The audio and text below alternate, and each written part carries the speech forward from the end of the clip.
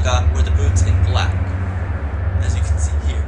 You can tell by how scuffed they are and like the creases, as you can see right there.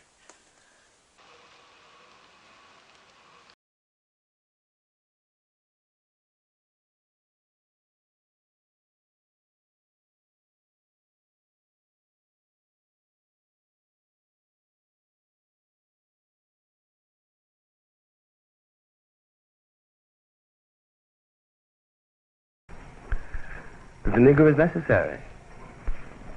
Well, he's unnecessary to me, so he must be necessary to you. I'll give you your problem back. You're the nigger, baby, he isn't me.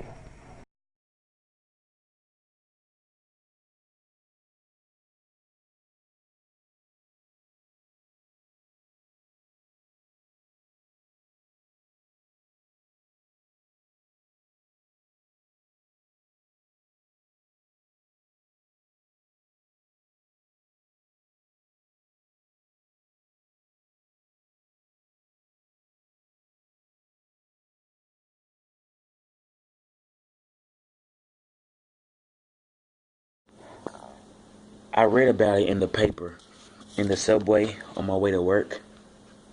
I read it, and I couldn't believe it. And I read it again. Then perhaps I just stared at it, at the newsprint spelling out his name, spelling out the story. I stared at it in the swinging lights of the subway car, and in the faces and bodies of the people, and in my own face, trapped in the darkness which roared outside. It was not to be believed, and I kept telling myself that as I walked from the subway station to the high school, and at the same time I couldn't doubt it, I was scarred. I was scared for Sonny. He became real to me again. A great block of ice got settled in my belly and kept melting there slowly all day long while I taught my classes algebra. It was a special kind of ice. It kept melting, sending trickles of ice water all up and down my veins, but it never got less. Sometimes it hardened and seemed to expand until I felt my guts were going to come spilling out, or that I was going to choke or scream. This would always be at a moment when I was remembering some specific thing Sonny had once said or done. When he was about as old as the boys in my classes, his face had been bright and open. There was a lot of copper in it, and he had wonderfully direct brown eyes and great gentleness and privacy. I wondered what he looked like now. He had been picked up the evening before in a raid on an apartment downtown for peddling and using heroin. I couldn't believe it, but what I mean by that is that I couldn't find any room for it anywhere inside me. I had kept it outside me for a long time. I hadn't wanted to know. I had had suspicions, but I didn't name them. I kept putting them away. I told myself that Sonny was wild, but he wasn't crazy, and he always had been a good boy. He hadn't ever turned hard or evil or disrespectful the way kids can, so quick, especially in Harlem. I didn't want to believe that I'd ever see my brother going down, coming to nothing, all that light in his face gone out, but in the condition I had already seen so many others. Yet it had happened, and here I was, talking about algebra to a lot of boys who might, every one of them for all I knew, be popping off needles every time they went to the head. Maybe it did more for them than algebra could. I was sure that the first time Sonny had ever had horse, he couldn't have been much older than the boys were now. These boys now were living as we'd been living then. They were growing up in a rush, and their heads bumped abruptly against the low ceiling of their actual possibilities. They were filled with rage. All they really knew were two darknesses: the darkness of their lives, which was now closing in on them, and the darkness of the movies, which had blinded them to that other darkness, and in which they now vindictively dreamed, and once more together than they were at any other time, and more alone. When the last bell rang, the last class ended. I let out my breath. It seemed I'd been holding it in for all that time. My clothes were wet. I may have looked as though I'd been sitting in a steam bath, all dressed up, all afternoon. I sat alone in the classroom a long time. I listened to the boys outside, downstairs, shouting and cursing and laughing. Their laughter struck me for perhaps the first time. It was not the joyous laughter which, God knows why, one associates with children. It was mocking and insular, its intent to denigrate. It was disenchanted, and in this also lay the authority of their curses. Perhaps I was listening to them because I was thinking about my brother, and in them I heard my brother and myself. One boy was whistling a tune at once very complicated and very simple. It seemed to be pouring out of him as though he were a bird, and it sounded very cool and moving through all that harsh, bright air, only just holding its own through all those other sounds. I stood up and walked over to the window and looked down into the courtyard. It was the beginning of the spring, and the sap was rising in the boys.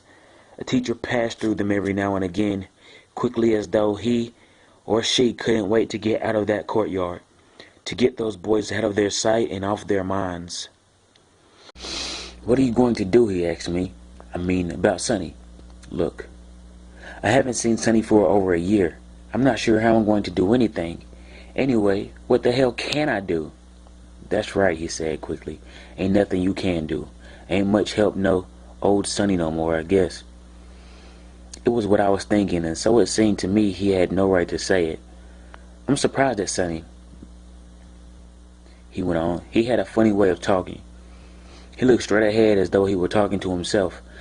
"I thought Sonny was a smart boy. I thought he was too smart to get hung." "I guess he thought so too," he said sharply.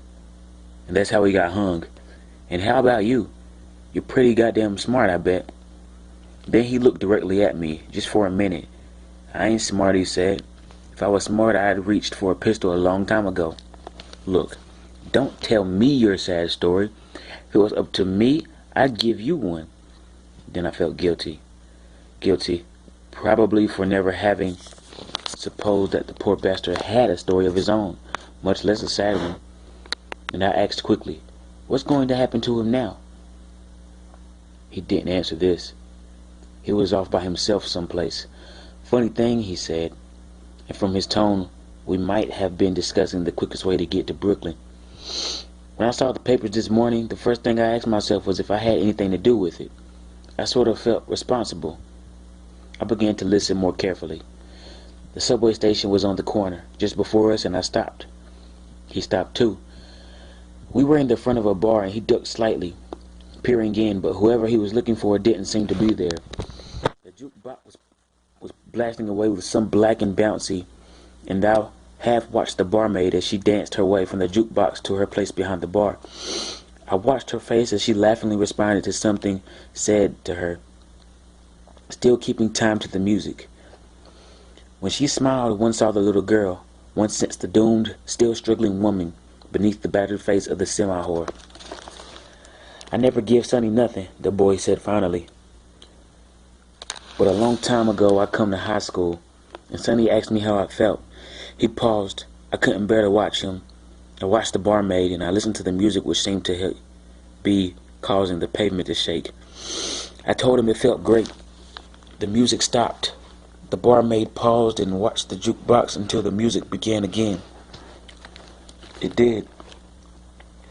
All this was carrying me someplace I didn't want to go. I certainly didn't want to know how it felt. It filled everything. The people, the houses, the music, the dark quicksilver barmaid with menace. And this menace was their reality. "What's going to happen to him now?" I asked again. "They'll send him away someplace and they'll try to cure him." He shook his head. "Maybe he'll even think he's kicked the habit. Then they'll let him loose." He gestured, throwing his cigarette into the gutter. "That's all." "What do you mean, that's all?" But I knew what he meant. "I mean, that's all." He turned his head and looked at me, pulling down the corners of his mouth. "Don't you know what I mean?" he asked softly. "How the hell would I know what you mean?" I almost whispered it. I don't know why. "That's right," he said to the air. "How would he know what I mean?" He turned toward me again, patient and calm, and yet I somehow felt him shaking shaking as though he were going to fall apart. I felt that ice in my guts again, the dread I'd felt all afternoon. And again I watched the barmaid moving about the bar, washing glasses and singing. Listen, they'll let him out, and then it'll just start all over again. That's what I mean. You mean they'll let him out? And then he'll just start working his way back in again. You mean he'll never kick the habit? Is that what you mean? That's right, he said cheerfully. You see what I mean. Tell me, I said at last, why does he want to die? He must want to die. He's killing himself. Why does he want to die? He looked at me in surprise. He licked his lips. He don't want to die. He wants to live. Don't nobody want to die ever. Then I wanted to ask him too many things. He could not have answered, or if he had, I could not have borne the answers. I started walking. Well, I guess it's none of my business. It's going to be rough on old Sonny, he said. We reached the subway station. This is your station, he asked. I nodded. I took one step down. Damn, he said suddenly. I looked up at him. He grinned again. Damn it if I didn't leave all my money home. You ain't got $1 on you, have you? Just for a couple of days is all. All at once something inside gave and threatened to come pouring out of me. I didn't hate him anymore. I felt that in another moment I start crying like a child. Sure, I said. Don't sweat. I looked in my wallet and didn't have $1. Only had a 5. Here, I said. That hold you? He didn't look at it. He didn't want to look at it. A terrible closed look came over his face, as though he were keeping the number of the bill a secret from him and me. Thanks, he said, and now he was dying to see me go. Don't worry about Sonny. I'll write him or something. Sure, I said, you do that. So long.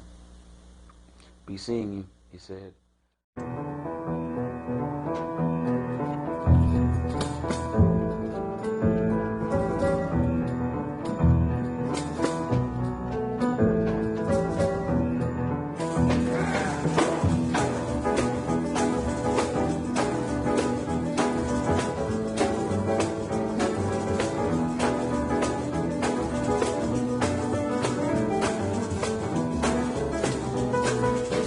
Them line so long. What white people have to do is try to find out in their own hearts why it was necessary to have a nigger in the first place. Because I'm not a nigger. I'm a man. But if you think I'm a nigger, it means you need it. The question you got to ask yourself, the white population of this country has got to ask itself, if I'm not the nigger here, and you invented him, you the white people invented him, then you got to find out why. Yeah. I was getting out of here. I didn't so much go to Paris as leave New York. And the reason I left New York was because I knew that one fine Tuesday, somebody's going to call me nigger just once too often, and somebody was going to die, and I didn't care which one of us it was. So I split. I didn't know what was going to happen to me in Paris, but I knew what was going to happen to me here. I grew up in Paris in a way, and then I came back. In a sense, one could say that my life in Paris prepared me to go south. Because I would never have gone south if I'd stayed here. I wouldn't have been, if I'd stayed alive, I'd have been a junkie or a prisoner. I'd have been in no state to go to Montgomery, Alabama. You never went anywhere. You never went anywhere. People's attitudes don't change because the law changes. I know that. And the homosexual questions like this, it's like what we call the racial question. Nobody, no man and no woman, is precisely what they think they are. Love is where you find it. It's not in the province of the law. It's nothing to do with the church. And if you lie about that, you lie about everything. The boy is in the middle. It's not so much about homosexuality at all. It's about what happens to you if you can't love anybody. It doesn't make any difference whether you can't love a woman, can't love a man, you can't love anybody. You're dangerous. Because you have no way of learning humility. No way of learning that other people suffer.